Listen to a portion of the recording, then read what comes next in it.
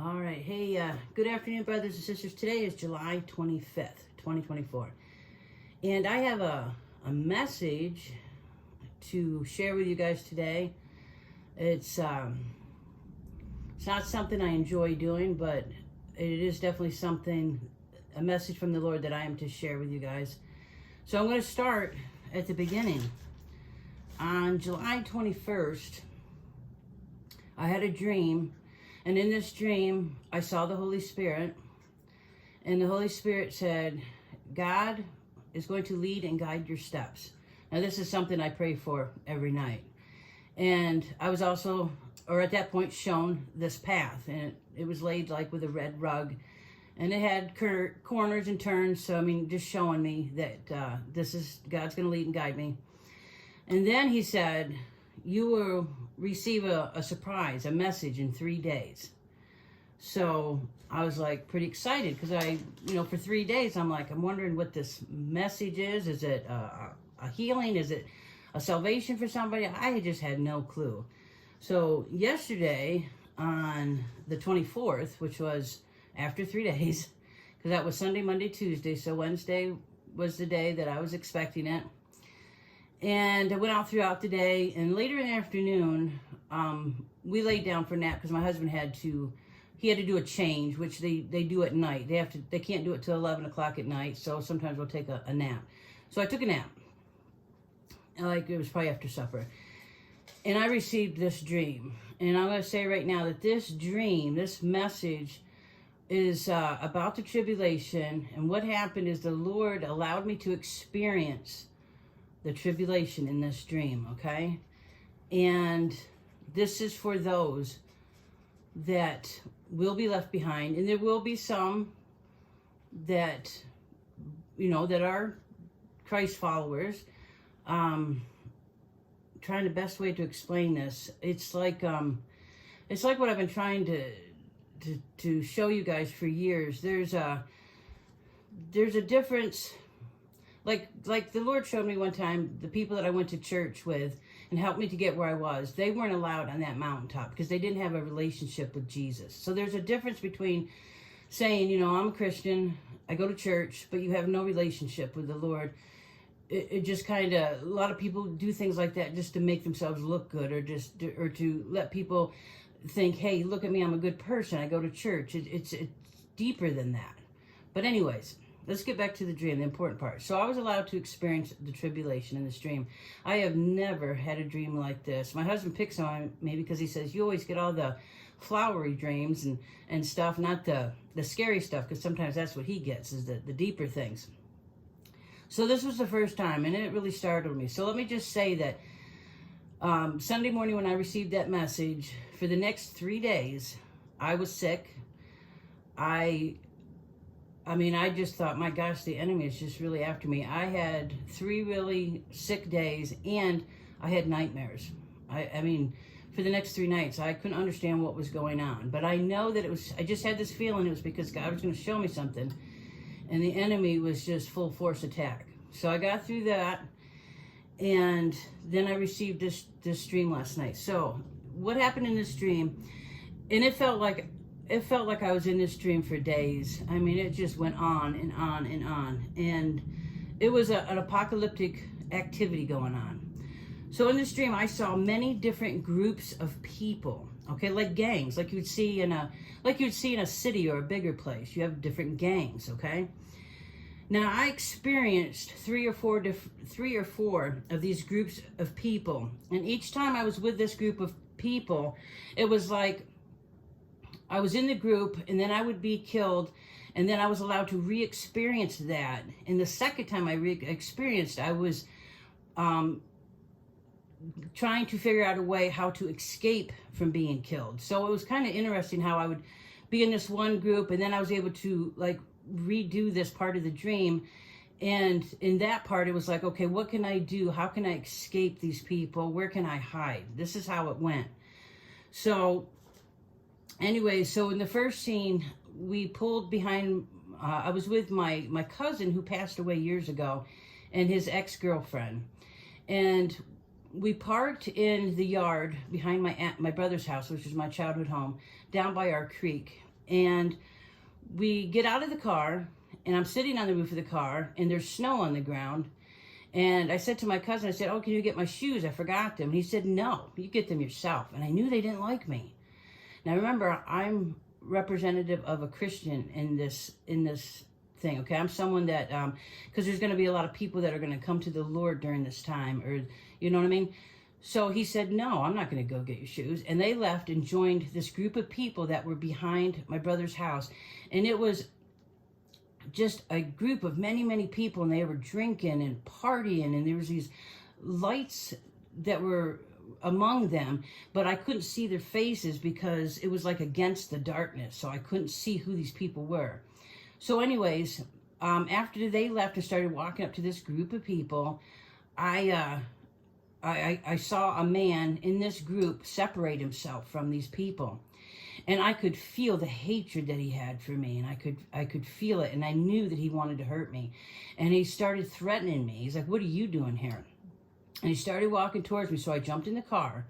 Now, what happened after that is the car drove itself because it had to back up because I was up against a creek, so it had to back up. And when the car backed up to a position where I could get out of there, then I took over and grabbed the steering wheel, and I drove, and I got out of there. Okay, and then in the next scene, again, I was in my brother's backyard, and there's a fence. And I saw many people trying to escape through this fence. They were scared, and they were running. And one of them, I knew who they were. And they would pull the fence, it was a wire fence, so they'd split it, and we're letting people crawl through it. And I was one of them trying to crawl through there to get out of there. And then, let me turn my page here. There's a lot. Okay, so after that scene, I was with another group of people. Okay, so one of the people in the dream reminded me of a man that my grandma was married to. Now, this guy was a drunkard, and he was in the dream, okay? He was an alcoholic. He was a drunkard, and he was very abusive. He was in this one group, and they tried to kill me, so I tried to escape them. Okay, so then I was with another group of people, and this time I was in our town, and I saw a young lady with this group of people, but she made herself out to be innocent and naive, and I thought, oh, you know, she's just trying to survive too. Come to find out, she was not. She was like ahead of this group, and they were trying to kill people. And I saw them actually chase after a group of young people, like teenagers, and these teenagers seemed like the people in school that were like the outfits. Okay, they were... or the misfits, I'm sorry, I said that wrong. They were like the misfits, like maybe the nerdy kind of kids. They were chasing them down, trying to kill them. And then I was with another group of people, and again, I was trying to find a way to hide from them. And when I would get to experience the situation again, I was taking notes like, okay, I know he's going to turn his head at this point. When he does, he can't see me. I'll be able to sneak across the street and run down this alley. But when I got to the alley was full of evil people, and it was really dark, and there was no place to hide. Finally, I entered this building that was all lit up. It had the lights on, and there was a teacher inside. And what he was doing is he had this place, it was like a safe haven, that he was trying to keep the kids busy, keep their minds off what was going on, and kind of protecting them. And he was just doing stuff like he would do in school, like he was a science teacher. So I went in there. After I ran in there, I saw a young boy come in, running or trying to get away from a group of people that were after him. So he came in, and then one of the bad people followed him in, and he was trying to grab this kid. So I jumped on the guy's back trying to stop him, and the teacher was like, hey, why don't you just leave him alone? But there was nothing we could do because then more of his gang came in. They finally grabbed the boy, and I watched as they killed him. And so there was nothing I could do, so I went over and stood by the teacher, who was now sitting in a rocking chair. And when we saw this happen, we just kind of sang this it was like a little ditty. I don't know why, but I knew that the reason we were doing this, because it was our way of coping with the situation. It was like this thing that certain people made up, this little thing that they would do to help them cope with what they were seeing and what they were living through, okay? So after that happened, a woman that belonged to this gang came in too, and she pointed a gun at me, and I turned and looked at the teacher, and he looked at me, and then she shot me, and then I watched as she shot him. And then as I lay on the floor, I knew that this was like a play or a movie that was about to be played out. So that's what I saw in this dream. I also saw another group of kids. I forgot about this. Another group of kids that were, they had all these drugs. And I remember when I got to go through the scene a second time, I was trying to find a place to hide. I went to go hide under the bed, and it was just loaded with drugs. They were stealing stuff, and they had things. So these kids were totally messed up. There was just, I can't explain how frightening it was that there was just no place to hide. I mean, there was just no place. I could not trust my family members, because family members were there that turned away from me. I could not trust people that I knew from my past. I could not trust friends. I could not trust anybody because they were liars. And all they wanted was to destroy other people. It was just so much chaos going on that I remember when I woke up, I was scared. My heart was racing. And I'm trying to think, what is going on? I've never had anything like this before. But that was what the Holy Spirit, the message that I was to be given in 3 days. And I don't know if I've been able to tell this in the way that I wanted, because I really want you guys to know just how frightening this was. And it's a message, I think, for those that are still on the fence, that still have time. You still have time to take that chance, because the tribulation is something you're not going to want to be a part of. You're not going to want to be here. I think in our minds we think, well, I'll just go hide in the hills, or I'll just go do this. In this dream, there was no place for me to hide. I mean, nowhere. Because there was no food. There was no help. There was no police. There was no hospitals. There was only people that were taking care of themselves. They were only concerned with themselves. None of this love your neighbor, because there's no loving your neighbor in this situation. None. You could not trust anybody. And it wasn't they just going to hurt you. They were out to kill you.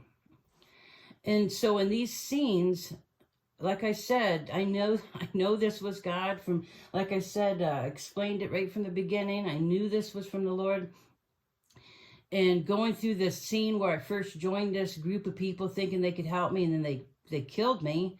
And then being able to go through that scene again, only this time with the mindset of, I need to get out of here. Even if you're by yourself, you're so much better off to be by yourself than to try to trust anybody. And I hope this gets through to you, those of you that are not, that are still riding the fence. That you don't know what it's like to not be able to trust anybody. You think it's going to be okay and you can do it on your own. Trust me when I say this. You could not. You couldn't. And I live in a small town. And it was just, you couldn't even go out of the house. I remember just constantly trying to hide. But if they saw you, that was it. You were done. And it's just, we don't understand the hunger of people until they're in a situation like that. When you're in a situation like that and you're trapped, you have no idea what kind of person you will turn into. But I saw that. I saw what these people turned into. They hated me because I was a Christian. They hated me. And all they wanted to do was kill me. And that's exactly what's going to happen. We know that's going to happen. Many of them are going to, have to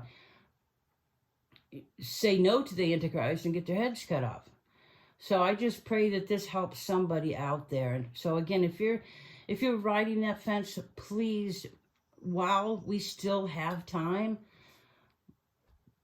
please go to Jesus. Just all you got to do is just ask him. If you're not sure he's real, ask him. He'll show you.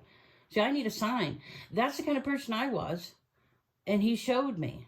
And then you just say, I believe what you did for me. I believe you died for my sins. I believe you died on that cross. And I believe that you are the Son of God. And I want to know you. I want a relationship with you right now, Lord. Please talk to me. Please adopt me. Give me your word. Because God said, we need to abide in him just as he abides in us. We need to become one. Just like him and Jesus are one. We are one with him. So anyways, I love you guys. Please share this with anybody that is on the fence. They need to know what that this is a reality, and it's coming, and it is going to be played out. And I pray for each and every one of you, and just let me know. Oh, as always, I forgot, as always, please take everything I say, please take it to the Lord, okay? Pray on it. And if I get anything else, I have a feeling I'm going to probably be getting some more things. So, and please keep me and my family in your prayers. And I pray for each of you. We need to keep each other in prayer, you guys. Lift it up, because we are at that time. We are at that time, and we need to be covered. We need to be protected. Just as I pray every night for God to lead and guide my steps, he showed me in a dream, literally, that he is leading and guiding my steps. And that's what we want. We want God's will, not our will, because his will is perfect. And we may not understand it, and we may not like it, but it is the only way. It's the best way. I trust him with that. And so that's it. I love you guys, and I'll talk to you later. Bye.